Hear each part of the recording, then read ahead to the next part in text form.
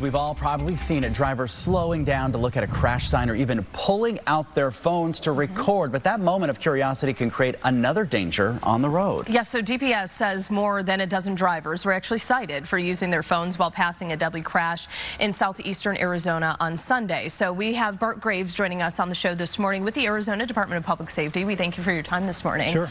Why is that just such a bad idea for drivers to be doing? Well, we live in this age of social media where people are eager to whip out their phones and capture life as it happens.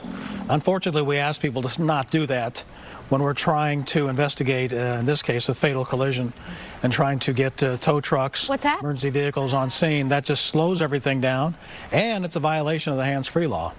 So what we did is we cited people. We cited 17 people, including somebody that was vaping and shooting at the same time, so that was a DUI. That's a double no. Yeah, that was a DUI. Oh, wow.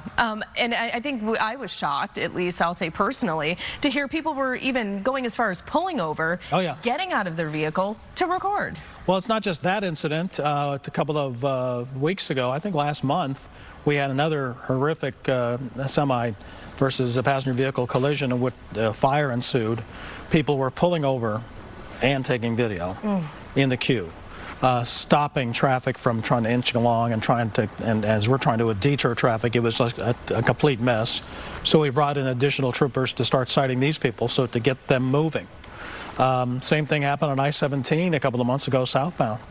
So here's the problem. We're trying to investigate a collision where there are injuries, sadly fatalities, and people are slowing that down. They're stopping us from doing that. And I've talked to the trooper that was involved in this most recent one. He said some of the people that he cited said, well, we figured you were busy, so you weren't going to cite us. Well, we can do both. We can investigate and turn around and cite you, and we will. Have you seen this becoming, I guess, worse over the past couple of years with obviously everybody is trying to post everything on social media. Everything is content these days. Yes, because immediately as they shoot it, to continue to violate the hands-free law, they're driving down the road and they're trying to upload it. So the law specifically says you cannot have your cell phone in your hands talking, period. And they're in violation of that.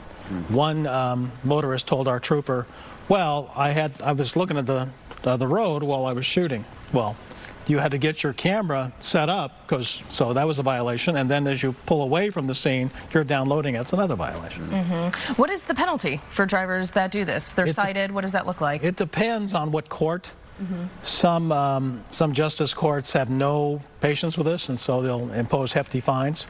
Others may pose anywhere from $75 to $100, but if it's a repeat violation, they're going to get you a very high fine. In cases where you're seeing drivers do this, you guys are on the scene obviously trying to investigate one crash, and have you seen cases where there's another subsequent collision because people are doing this? We call this secondary collisions. Yes, that's another issue, and we saw that on the I-17 crash I mentioned. We saw that last month on the other collision.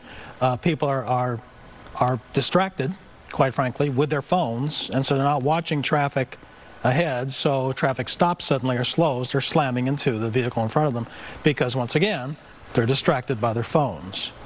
We just ask people to please help us clear the scene, attend to the injured by not slowing the process and by taking video, because it's not fair to the families of the injured and the deceased. That's really awful thing to do, and state law says it's illegal.